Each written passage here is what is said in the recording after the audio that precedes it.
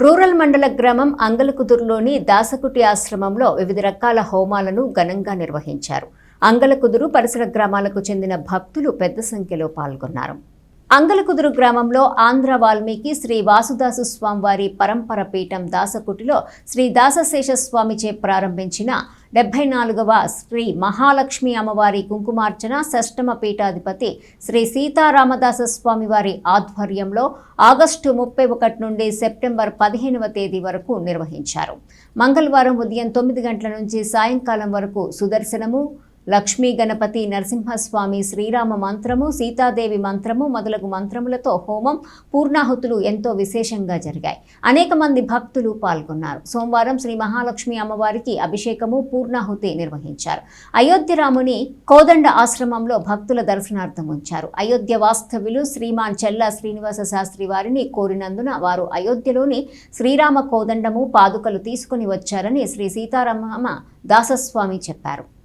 ఆంధ్ర వాల్మీకి శ్రీ శ్రీ వాసుదాస స్వామివారి పరంపర పీఠం దాసకుటి అంగలకుదురు దాసశేష స్వామివారిచే 74 సంవత్సరాల క్రితం ప్రారంభింపబడిన శ్రీ మహాలక్ష్మి వ్రత పూజలు ఆగస్టు 31 నుంచి నిన్నటి వరకు పూర్తయినాయి.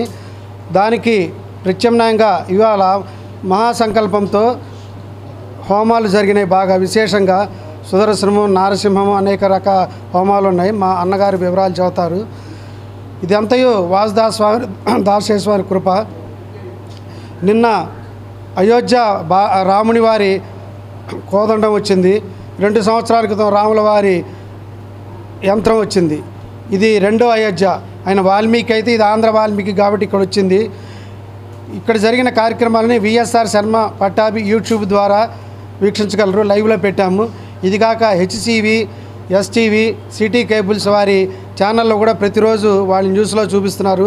అవి కూడా మీరు గత వారం రోజులుగా చూపిస్తున్నారు. అవి కూడా చూడండి.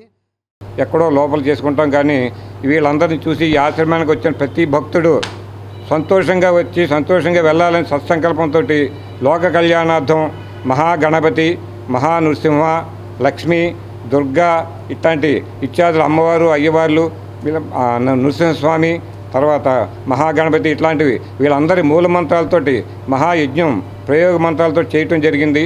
ఇక్కడ ప్రత్యేకత ఏంటంటే మామూలుగా ఇక్కడ యజ్ఞాల్లో మామూలుగా భక్ష్యాలు వేస్తుంటాం. మీరు చూసే ఉన్నారు ఇప్పటిదాకాను. ఈ భక్ష్యాలతోటి